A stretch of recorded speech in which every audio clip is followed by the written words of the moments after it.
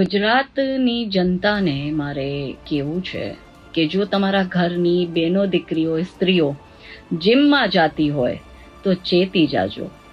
જે પ્રકારે જીમ જિહાદ ગુજરાતમાં વધી ગયું છે ને એમાં કેસ ઉપર કેસ આવે છે ને હાલ એક કેસ આવ્યો કે સુરતમાં એક જીમમાં જીમ ટ્રેનર છેલ્લા 7 વર્ષથી એક હિન્દુ મહિલાને બ્લેકમેલ કરતો, એનું શોષણ કરતો.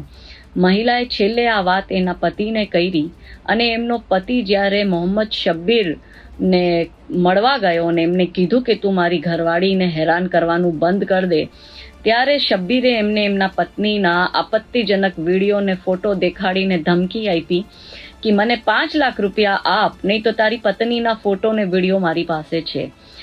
સાથે સાથે એના પાસે કાચનો કટકો હતો. એ કટકો પેલા જે પતિ હતા એમના ગરદન ઉપર રાખીને કીધું કે અત્યારે 50,000 કાર્ડ, નહીં તો મારી નાખું, એમ કરીને એની પાસે 50,000 બી લીધા. આ ઘટનાની જાણકારી સુરત પોલીસને મળી. સુરત પોલીસે તત્કાલ કાર્યવાહી કરી, FIR દર્જ કરીને શબ્બીરને અરેસ્ટ કર્યો. એવો જ એક કેસ હમણાં થોડાક દિવસ પહેલા જામનગરમાં, હું રહું છું એટલે જામનગરમાં એક નાબાલિગ છોકરી જે જીમમાં જતી હતી એ કેસ આવ્યો હતો.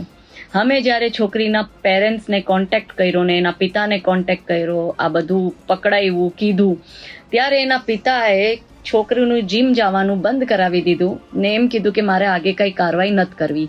અમે એમના પિતાની ખૂબ કાઉન્સલિંગ કરીને એમના પિતાને કીધું કે તમે FIR નહીં કરો તો આ મુસલમાન જિહાદી આજ નહીં તો કાલે તમારી છોકરીને ઉપાડીને લઈ જશે અથવા એને બ્લેકમેલ કરશે, કેમ કે આ જ એ લોકોની મોડેસ્ટ ઓપરેન્ડી છે. એના પિતા જે હિન્દુ સમાજથી બિલોંગ કરે છે એની નાતીના પ્રમુખ હતા, એટલે સમાજની શરમની મારે એને FIR ન કરીને અમારા હાથ બંધાઈ ગયા. લગભગ બધા જીમોમાં આવું થાય છે. મેક્સિમમ જીમ્સમાં જીમ ટ્રેનર મુસલમાન છે.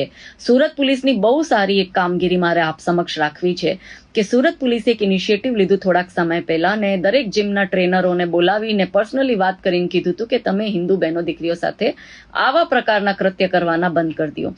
હવે જે ગુજરાતનું પુરુષ સમાજ છે એ સમસ્ત હિન્દુ પુરુષોને કેવું છે કે આપના પરિવારની બહેનો દીકરીઓ જીમમાં જાય છે તો કયા જીમમાં જાય છે, અહીંયા કયો ટ્રેનર છે, તમે પોતે નજરે જઈને જો તે જીમમાં 100% હિન્દુ એમ્પ્લોઈઝ છે અને હિન્દુ લેડી ટ્રેનર છે, તો લેડી ટ્રેનર પાસે જ તમારા ઘરના પરિવારના બહેનો દીકરીઓ જાય એ તમારે સુનિશ્ચિત કરવું પડશે. દરેક જગ્યાએ સરકાર કે પોલીસ નહીં પહોંચી શકે, દરેક જગ્યાએ અમારા જેવા કાર્યકર્તા બી ન પહોંચી શકે.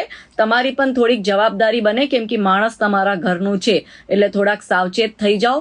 આ જ મારે કહેવાનું હતું.